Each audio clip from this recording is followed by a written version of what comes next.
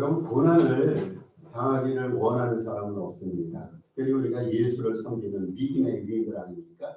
예수를 믿어서 잘되고 평안하고 안전하고 그리고 범사에 형통하고 축복받은 삶을 우리가 원한단 말이죠. 그런데 고난이 있습니다. 살면서 고난이 없으면 좋겠는데 고난, 아픔, 상처가 분명히 있습니다. 이 고난에는 크게 나누는 두 가지가 있어요. 물론 이제 고난을 여러 종류로 세별하면 더 깊이도 들어갈 수 있겠지만 고난에는 크게 두 종류가 있는데 악행을 해서 나쁜 일에서 받는 고난이 있습니다. 나쁜 일을 했는데 거기 고난이 있어요. 뭐 이런 고난을 우리가 마땅히 받아야 합니다. 그런데 좋은 일, 선한 일, 착하게 살면서 받는 고난이 있습니다. 여러분, 우리가 악하게 살면요 고난을 받아야지 정신을 차려요. 맞아야지 정신을 차립니다. 만약에 우리 육체에 질병이 걸렸는데 감각이 없어요. 감각이 없으면 본인이 병이 안 걸리는 줄 알고 예방도 안 하게 되고 치료도 안 하게 됩니다. 뭔가 병이 걸렸을 때는 육신적으로 신호를 보내고 아프고 고통을 받아야지 그 이후부터 치료가 가능해집니다.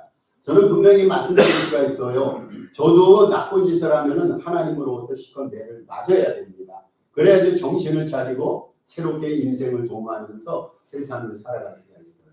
우리가 이것은 다 안단 말이죠. 근데 문제는 착하게 살면서 선하게 살면서 고통과 상처와 아픔을 당할 때 여기 문제가 있어요. 여러분, 우리가 주님을 위해서 교회를 위해서 최선을 다하는데 남들보다 착하게 사는데 남들보다 은혜롭게 사는데 우리 삶 속에 남들이 예기치 못하는 남들과 비교해서 더 큰 고난과 아픔을 받는다면요. 여러분, 이해할 수가 있어요? 저는 때로는 목사입니다만은 이런 고난을 받을 때 참 이해하기가 힘듭니다. 잘 사는데도 착하게 사는데도 잘 살기를 원하고 바래서 하나님 앞에 영광 돌리고 사는데도 받는 고난이 있다면 이해가 안 되고 억울하고 받아들이기가 쉽지가 않습니다. 불평이 나온단 말이죠. 우리가 알고 있는 주님은 선하신 하나님이 아닙니까? 성경에도 분명히 주님의 선하심과 인자심이 영원하다고 그랬어요. 그런데 그 주님께서 선하게 사는 우리들에게 벌을 주시고 고통을 주신다면 벌이 아니라 고통을 주신다면 어떻게 우리가 하나님의 전진전능하심을 믿을 수 있고 하나님의 신실하신 진정성을 믿을 수 있습니까? 때로는 하나님에 대한 의문과 회의가 뿌리를 물고 일어납니다. 착하고 선하게 살아도 고통이 있어요. 그때 우리는 하나님을 향해서 원망도 토로하고 불평도 하게 되는데 이러한 고난도 분명히 우리가 있음을 깨달아야 됩니다. 동방의 의인이었던 욥이라는 사람이 있죠. 욥이 얼마나 착하게 살았습니까? 그래서 성경은 욥을 가르쳐서 동방에 살고 있는 그 동방이 굉장히 넓은 지역이란 말이죠. 동방의 의인이라 말합니다. 하나님이 인정하시는 의로운 사람이에요. 욥은 다른 사람에 비해서 죄를 더 진 사람이고 하나님의 뜻 가운데 성결하고 거룩하게 산 사람입니다. 그런데 하루아침에 욥이 하나님으로부터 시험을 받았어요. 도전을 받았는데 10남매가 있었는데 10남매가 몰살을 당했습니다. 있던 모든 재산이 다 날아가 버립니다. 그리고 사랑하는 아내마저 떠났어요. 사랑하는 아내가 욥에게 뭐라고 말하냐면 하나님은 저주하라는 거예요. 하나님은 저주하라고. 이렇게 착하고 선하게 살고 있는데 어떻게 하나님께서 고난을 줄 수 있느냐. 하나님을 저주하라. 이렇게 하나님 향해서 욥의 아내가 저주를 뽑으면서 떠나갔단 말이죠. 게다가 욥의 몸에는 헐는데 하리가 핥고 몸이 육신이 연약해지기 시작합니다. 여러 가지 면에서 욥은요 자기가 받는 고난을 도무지 이해할 수 없을 거예요. 도무지 이해도 안 됐고 그 당시에는 하나님의 뜻이 어딘가를 분명히 발견하지 못했을 것입니다. 그런데 욥이 당했던 그러한 고난 같은 고난이 오늘 우리에게도 주어질 수가 있어요. 오늘 본문에 나오는 사도 바울이 주인공으로 나옵니다. 바울의 일행이. 본문에 나오는 바울 일행의 고난은 언뜻 생각할 때 우리가 이해하기 힘든 그러한 고난입니다. 여러분, 지금 바울이 무슨 일을 합니까? 빌립보란 지역에서 착한 일을 하는 거. 어떤 일을 합니까? 귀신 들려서 점치는 여종이 있었어요. 귀신을 들리니까 아마 귀신이 지혜를 줬던 거 아니에요? 점을 칩니다. 점을 치니까 쪽집게같이 점이 맞습니다. 많은 사람들을 끌어모읍니다. 돈을 많이 벌게 됩니다. 그 여종이 귀신 들려 점치는 여종이 돼서 예수 그리스도의 이름으로 귀신을 쫓아냈어요. 여러분, 이거 좋은 일 아닙니까? 그러자 이익이 끊긴, 경제적인 이익이 끊긴 이 여종의 주인들은 사도 바울에게 그때 박해를 가하기 시작합니다. 귀신 들린 여종을 이용해서 돈을 벌었던 주인들이 여종의 귀신들에게서 해방되어 정상생활을 하게 됨에 대해서 여러분 기뻐해야 되지 않습니까? 우리 지인들이 귀신 걸렸어요. 그런데 나는 그 지인을 고쳐줄 수가 없어요. 그런데 누가 와서 능력 있는 자가 와서 기도로 귀신을 쫓아냈다면 우리는 당연히 기뻐해야 되고 하나님 앞에 감사해야 됩니다. 그런데 주인이 그렇게 생각하지 않았어요. 오히려 재물, 이익의 소망이 끊어진 것을 알고 화가 나서 바울과 실라를 잡아가지고 그 당시 상관들과 관원들과 재판관을 끌고 갑니다. 여러분 뭐가 문제입니까? 고난을 받는 이유를 하나로 여기 밝히고 있어요. 예나 지금이나 많은 사람들에게 하나님만큼이나 위력을 떨치는 게 돈이라는 거예요. 돈 아닙니까? 돈. 평소 때는 믿음이 좋은 것 같았는데 이게 돈 문제가 결부되니까 믿음이 부식되는 거예요. 돈 문제가 결부되니까 평소에는 아멘이고 하나님을 찬양하던 사람에게서 믿음의 흔적이 점차 사라지게 됩니다. 여러분 우리 기독교인 사이에서도요. 뭐 서로 돕고 서로 사랑하고 기도해주고 협조합니다. 그런데 기독교인 사이에서도요. 돈 문제에 결부되면 믿음이 부식되고요. 관계가 심히 악화됩니다. 저는 그런 사람 종종 봤습니다. 얼마나 사랑했는지 얼마나 위해서 기도했는지 그런데 두 사람 당사자 사이에 돈 문제가 개입이 되니까 그다음부터 관계가 끊어지게 되고 하나님을 멀리하게 되고 교회를 부수가는 그런 분도 봤습니다. 여러분 뭐가 문제입니까? 문제는요. 돈 자체가 문제가 아니에요.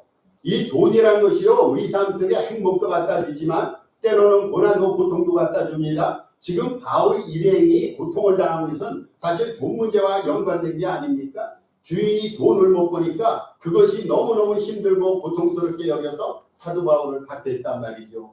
문제는요. 돈 자체가 문제가 아니에요. 돈을 사랑하는 것이 문제입니다. 그래서 사도 바울이 디모데에게 디모데전서 6장 10절에서 이렇게 말합니다. 돈을 사랑함이 일만하게 뿌리가 되나니 이것을 사모하는 자들이 미혹을 받아 믿음에서 떠나 많은 의심으로 자기를 찔렀도다. 여러분 돈을 사랑하면요 우리가 고난과 고통을 받아요. 근심이 우리를 찌른단 말이죠. 돈을 사랑하는 사람은요 그 사람의 영혼을 돈이 찌릅니다. 재물이 찌릅니다. 이렇게 재물이 무서운 거예요. 재물이 우리에게 고난을 갖다 줍니다. 그런데 재물 자체가 문제가 아니라 재물에 빠지고 재물에 탐닉하고 재물을 우상처럼 섬기는 재물을 사랑하는 그 사랑하는 마음이 문제라고 바울은 얘기합니다. 이 여종의 주인이 있지 않습니까? 귀신 들린 여성, 이 여성의 주인들은요 로마의 법과는 상관없는 복음 전파의 내용과 또 귀신 들린 여종을 고쳐준 바울 일행의 선행에 대해서는 일절 말하지 않습니다. 지금 상관에게 바울 일행을 끌고 갔다면 이들이 하는 일에 대해서 보고를 해야 되잖아요. 연차에서 우리 여종의 귀신을 쫓아냈습니다. 이 사람들이 복음을 전했습니다. 이렇게 얘기해야 되는데 전혀 거기에 대해서는 얘기하지 않습니다. 어떻게 고발합니까? 로마 사람들이 알지도 못하고 행하지도 못할 풍속을 전한다. 모함하고 고소합니다. 복음을 전하는 행위를요. 세상적인 풍속을 전한다. 로마 사람들에게는 이해가 되지 않은 우리 문화와는 상관없는 다른 문화를 전한다. 이런 방식으로 고발을 하고 고소합니다. 특히 로마인 재판관들과 무리들에게 나쁜 감정을 유발하려고 바울과 실레가 유대인을 강제했어요. 여러분 고발할 건덕지가 없으니까요. 우리 문화를 우리 풍속을 해친다라는 아주 되지도 않는 그러한 이유를 가지고 고발을 합니다. 그리고 또 한 가지는 이 사람들이 유대인이라는 거예요. 여러분 유대인은 어떻고 로마인은 어떻습니까? 미국에 살면서 대한민국 국민으로 사는 것이 죄가 됩니까? 백인이 아니면 모든 사람이 죄인입니까? 그게 아니란 말이죠. 그런데 유대인이라는 이유를 가지고 저들을 고소했어요. 그런데 여기서 또 문제가 발생합니다. 무리들 보세요. 무리들은요 자세한 사정도 모른 채 뇌와 부동해서 이 무리들도 일제히 바울을 송사합니다. 재판관은요 바울 일행의 옷을 찢어벗기고 매로 친 후에 옥에 가두고 단단히 지키라고 간세에게 명합니다.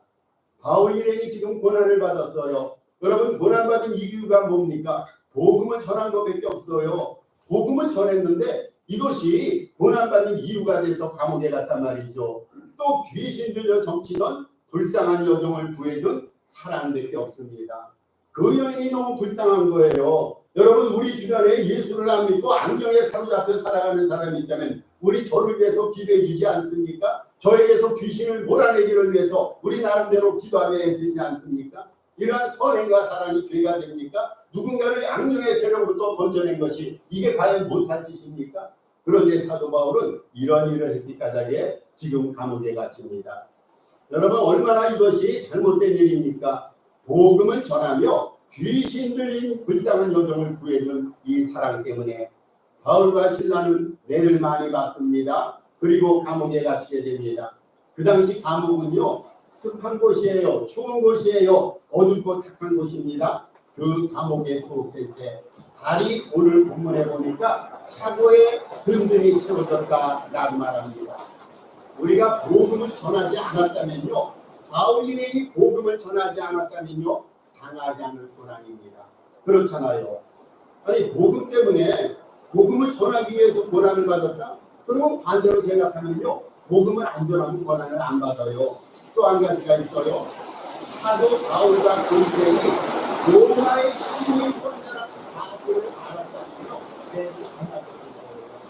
그 당시에 로마의 시민권자들은요, 누구도 소수사할 수 없고 고발할 수 없고 죄가 밝히 드러나기까지는요, 로마 시민권자를 어찌할 수가 없어요. 그런데 바울은 로마 시민권자인데 그거를 밝히지 않았단 말이죠. 복음을 전한다는 이유 때문에 고난을 받았어요. 로마 시민권을 밝히지 않았기 때문에 고난을 받았습니다. 여러분, 억울하지 않습니까? 고난을 안 받아도 돼요. 우리가 예수를 적당히 믿고요, 교회 생활 적당히 하고 세상의 문화와 세상의 시류를 따라가면요, 우리도 고통을 안 받을 수가 있어요. 그런데 우리는 예수를 바로 믿기 위해서 정말로 전심을 다해서 주님을 섬깁니다. 그럴 때 우리에게 당해지는 경제적, 그럴 때 우리에게 당해지는 영적인 제재와 압박이 이 시대에도 많이 있단 말이죠. 만약에 이렇게 생각하십시다. 이들이 고난받는 거, 고난은 안 받을 수가 있는데 고난 받았다면요, 그것은 하나님의 뜻이에요. 하나님의 뜻. 고난받는 게 하나님의 뜻입니다. 만약에 바울과 실라가 고난을 안 받았다고 가정해 보십시다. 그러면 어떻게 간수와 그 식구들이 회개를 할 수 있을까요? 바울을 통해서 저들이 회개를 했어요. 바울을 통해서 예수를 믿고 영생과 구원을 얻었단 말이죠. 바울이 감옥에 들어갔기 때문에 감옥에 있는 바울의 역사와 감옥에 있는 바울의 삶의 여정을 통해서 간수가 은혜를 받고 예수를 알고 회개하고 주님 앞에 돌아와 영생을 얻고 구원을 받는 역사가 일어났어요. 만약에 바울이 복음을 전하지 않았어요, 그러면 감옥에 안 갔을 거예요. 바울이 감옥에 안 갔다면요, 그 빌립보 감옥에 있는 간수가 과연 예수님을 알 수 있는 기회가 있었을까요? 예수님을 섬기며 변화받을 수 있는 기회가 있었을까요? 여러분, 이 모든 것이요, 하나님의 뜻입니다. 하나님의 뜻. 예수 믿는 사람이 고난받는 거요, 이거 하나님의 뜻이에요. 그것을 지금 본문이 일깨워주는 거예요. 당사자에게는요, 심히 억울하죠. 사도 바울이 뭐가 죄가 있어요? 실라가 뭐가 죄가 있어요? 실라가 복음을 전한 거, 바울이 복음을 전한 거, 이게 중범죄인이 당연히 당해야 될 죄의 조건들입니까? 당사자에게는 심히 억울합니다마는 고난받는 것이 전도의 과정이었고 역설적이게도 은혜의 수단이었어요. 여러분, 하나님의 계획하시면요, 인간의 계획과 차원이 달라요. 하나님의 뜻은요, 인간의 계획과 인간의 생각하는 차원이 다릅니다. 하늘이 땅에서 멀리 떨어지는 것처럼 하나님의 생각과 계획은 우리의 생각과 계획을 뛰어넘는 위대한 것입니다. 주님을 섬기면서 하는 모든 일에는요, 의미가 있어요.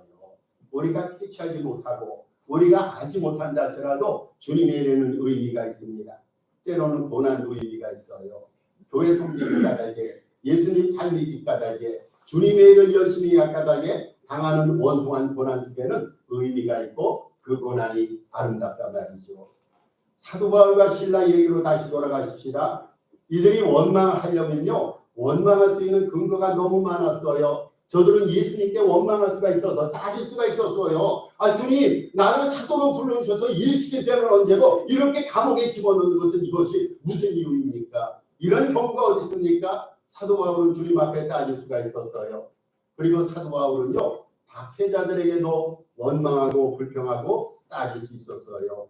여보시오, 나도 로마 시민권자요. 자기의 신분을 밝히면서 원망할 만했습니다. 그런데요, 여기서 우리가 받는 또 한 가지 교훈이 있어요. 믿음의 사람들은요, 뭔가 달라야 된다는 거예요. 그렇잖아요. 예수 믿는 사람이 안 믿는 사람과 똑같이 할 수 없잖아요. 안 믿는 사람은 원수를 갚아요. 원 믿는 사람은 되돌려 줍니다. 안 믿는 사람은요, 한 뼘을 맞으면 두 뼘을 가지고 보복을 합니다. 그런데 예수 믿는 사람은 그렇게 살아서는 안 된다는 거예요. 여러분, 예수 믿는 사람은요, 예수 믿기 때문에 고난을 받는다 할지라도 안 믿는 사람들이 나타내는 그 보복의 과정과 똑같아서는 안 된다는 거예요. 어떻게 예수 믿는 사람이 안 믿는 사람의 생각과 같을 수 있을까요? 예수 믿는 사람이 안 믿는 사람의 삶의 내용과 철학과 가치관과 같을 수 있을까요? 여러분, 예수 믿고 성도라 부름받은 우리들이 세상 사람들이 하는 먹을 것, 즐길 것, 볼 것 다 먹으면서 어떻게 그들과 똑같이 살 수 있을까요? 예수 믿는 사람이 세상의 문화와 시류를 따라가면서 예수님을 때로는 부인할 수 있을까요? 그럴 수 없단 말이죠. 예수 믿는 사람은요, 정말 달라도 달라야 돼요. 여러분, 우리가 누구입니까? 우리는 성결하고 거룩한 자 아닙니까? 하나님께서 우리에게 신앙의 목표를 주셨어요. 내가 거룩하니 너희도 거룩하라. 우리는 거룩한 사람들입니다. 거룩의 뜻이 뭡니까? 구별됐다는 게 아닙니까? 세상 사람과 구별됐다는 거예요. 세상 사람과 다르다는 겁니다. 죄 없이 살 수 있는 그런 구별된 사람이 거룩한 사람 우리가 아닙니까? 그렇다면요, 세상 사람들이 하는 대로 똑같이 행할 수 있을까요? 세상 사람들이 보복하는 대로 우리가 똑같이 보복하고 세상 사람들이 비난하고 원망하는 대로 우리가 그렇게 살 수 있을까요? 예수 믿는 사람은요, 달라야 됩니다. 사도 바울이 우리에게 다름을 알려주고 있어요. 사도 바울은 감옥에서 따졌습니까? 억울하죠. 정말로 억울하죠. 뭐가 잘못했다고 감옥에 들어갑니까? 감옥에 들어가서 따졌어요? 원망했어요? 안 했습니다. 오히려 감옥에서 사도 바울은 뭐 했습니까? 기도했단 말이죠. 기도했어요. 그리고 감옥에 있는 모든 죄수들이 들을 만큼 찬양했습니다. 여러분, 그것도 한밤중 아닙니까? 한밤중에 추운 감옥 속에서 저들이 억울함 속에서 했던 일이 뭐였다고요? 기도하는 일이었어요. 오히려 하나님 앞에 찬미하며 영광 돌리는 일이었어요. 이게 믿는 사람이에요. 이게 믿는 사람. 여러분, 이게 성도고 거룩한 자로 부름받은 우리들의 삶의 과정이어야 됩니다. 그러면요, 어떻게 그런 일이 가능합니까? 어떻게 원망하지 않고 억울하게 감옥 속에서도 기도하고 주님을 찬양할 수가 있을까요? 여러분, 그것은요, 저들의 몸은 감옥에 있었지만 저들의 영혼이 하나님의 품 안에 있었기 때문에 그래서 가능한 거예요. 주님 품 안에 있으면요, 여러분, 주님 품 안에 있으면 감옥이라도 감옥이 아닙니다. 다시 말씀드립니다. 우리가 주님 품 안에, 우리의 영혼이 주님 품 안에 있다면 우리의 살아가는 삶의 자리가 아무리 감옥 같은 자리다 할지라도 그게 감옥이 아니에요. 주님의 품 안에 있으면요, 그 자리가 예배의 자리입니다. 우리 장모님께서 작년 12월 18일 날 하늘나라로 이주를 하셨죠. 저희 장모님은요, 10년 동안 침대에서만 사셨어요. 침대에서만. 몸을 못 움직였어요. 그리고 이제 몸의 오른쪽 반이 패러라이즈, 마비가 돼가지고 아무것도 못했잖아요. 음식을 못 씹으니까 배에 구멍을 뚫어서 튜브를 집어넣고 그렇게 7, 8년을 우유, 영양가 있는 우유로 그렇게 생명을 연장시켰어요. 저는 우리 장모님 방에 들어가면은요, 이분이 눈을 뜨고 있으면 의식이 있어서 눈을 뜨고 있는 건가 몰라요. 말씀을 안 하시고 표현을 안 하시니까. 그렇게 이제 7, 8년, 거의 10년을 사셨어요. 근데 저는요, 우리 장모님 방에 들어갈 때마다 항상 똑같은 기도를 했어요. 똑같은 기도를 했습니다. 그 기도가 오늘이 마지막 날이라도 행복하게 하늘나라로 가게 해주세요. 이게 첫 번째 기도였어요. 두 번째, 저는 우리 장모님을 위해서 이렇게 기도했습니다. 장모님이 답답하게 생각할 수도 있고 의식이 있으면은 불합리하다고 생각할 수가 있지만 이 침대가 예수님께 기도하고 주님께 찬양하고 말씀을 암송하는 예배의 침대가 되게 해달라고, 예수님과 함께 하시는 복된 자리가 되게 해달라고. 여러분, 24시간 침대에만 한번 누워 계셔 보세요. 여러분, 그럴 수 있어요? 그런데 그럴 수 있어요.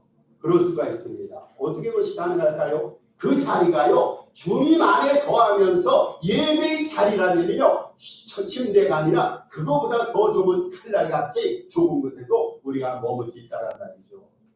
여러분 주님의 품 안이에요. 주님의 품 안에 있으면요 세상이 열악하고 환경이 어렵고 힘들다 할지라도 그거 감옥이 아니에요. 우리 주님께서 함께 하시는 천국이라는 말이죠. 주님 안에 있으면은요 그 자리가 천국이에요. 그러니까 감옥 속에서도 사도 바울 일행이 하나님 앞에 기도하고 주님을 찬양할 수가 있어요. 세상 사람 눈에는 분명히 죄수들이 하는 감옥입니다. 그런데 하나님의 눈에는 믿는 사람의 눈에는요 그 자리가 끝자리 예배의 자리였단 말이죠. 예배의 자리, 주님의 품 안 예배의 자리에서는 믿음의 기적이 일어나고 은혜가 풍성해집니다. 믿음의 기적이 일어나는 거예요. 지금 감옥 속에서 어떤 일이 일어납니까? 사도 바울이 하나님 앞에 기도했어요. 하나님 앞에 찬양했습니다. 온 죄수들일 정도로 찬양했을 때 감옥에서 놀라운 일이 일어났어요. 갑자기 큰 지진이 일어난 거예요. 여러분 이것이 자연적인 현상이 아니라 하나님이 지진을 통해서 기적을 보여주신 거예요. 큰 기적이 일어났어요. 옥토가 움직이기 시작합니다. 문이 다 열렸어요. 그리고 모든 사람의 매인 것이 다 벗겨졌습니다. 여러분 대단한 역사가 아닙니까? 죄수들을 꽁꽁 차고에 발을 묶어서 죄수를 제압시켜놨는데 모든 것이 풀어지면서 모든 것이 자유로운 상태에 도달했단 말이죠. 간수가요 또 재미있는 것은 간수는 감옥문이 열린 것을 보고 당연히 죄수들이 탈출한다 여겨서 자결을 하려 합니다. 검을 빼서 간수가 자결을 하려는 거예요. 왜 그런지 아시죠? 왜냐하면요 죄수들이 로마법에는요 죄수들이 탈출을 하면은요 간수가 대신해서 끔찍한 고문을 당하고 사형 선고를 받게 됐습니다. 간수가 죄수를 잘 이렇게 보살피라고 죄수들을 잘 감시하라고 간수의 자비 주어졌는데 간수가 그 일을 못하면요 로마 법에 의하면 사형을 당하게 돼 있어요. 그러니까 이 간수는 차라리 억울하고 힘들게 고문을 받고 형벌을 받는 것보다도 내가 죽는 것이 더 낫다 생각하면서 검을 빼서 자결하라고 합니다.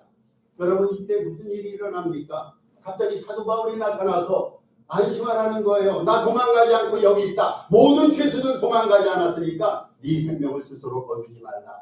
이렇게 외쳐댑니다. 여러분 여기서 간수가 얼마나 큰 은혜를 받았겠습니까? 간수는요 무서워 떨면서 감옥 속으로 뛰어들어가서 바울과 실라 앞에 굴복합니다. 그리고 이들을 감옥에서 데리고 나옵니다. 데리고 나와서 인생의 가장 중요한 질문을 던지게 됩니다.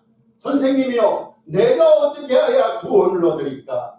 여러분 간수가 이 말씀을 과연 지난날에는 할 수 있었을까요?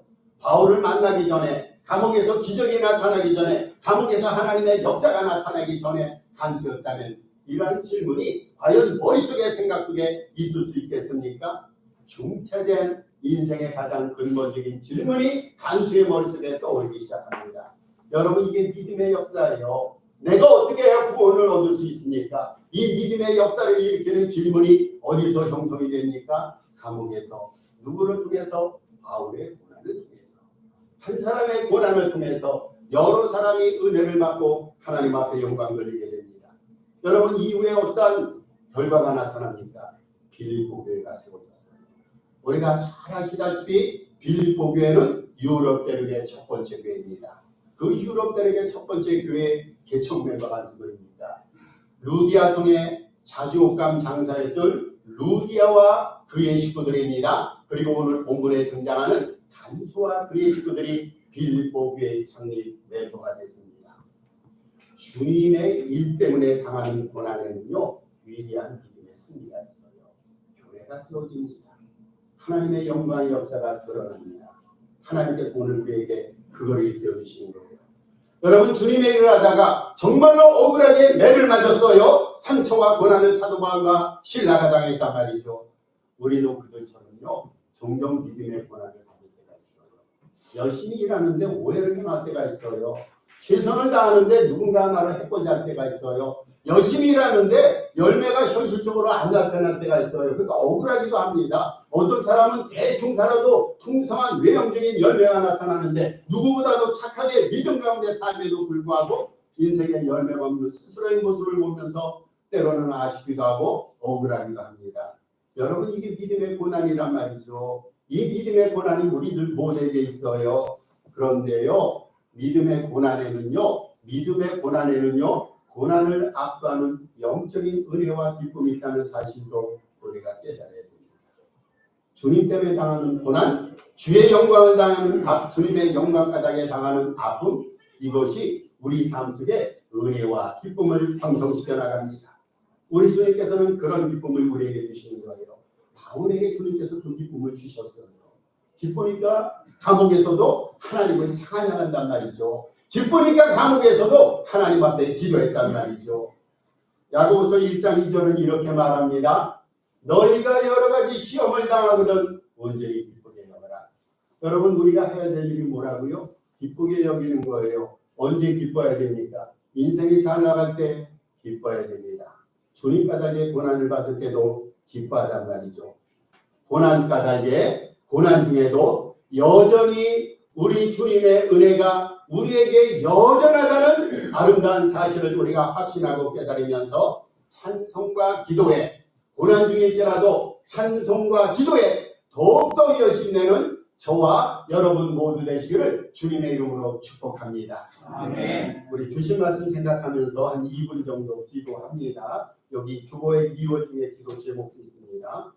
아버지 하나님 은혜와 사랑을 감사합니다. 오늘도 주신 귀한 말씀 가운데 은혜를 누리하시면 감사합니다. 아버지 하나님 우리는 여러 가지 시험을 당하는데 온전히 기뻐하게 하시옵소서. 아버지 하나님 고난 중에도 주님 은혜 따라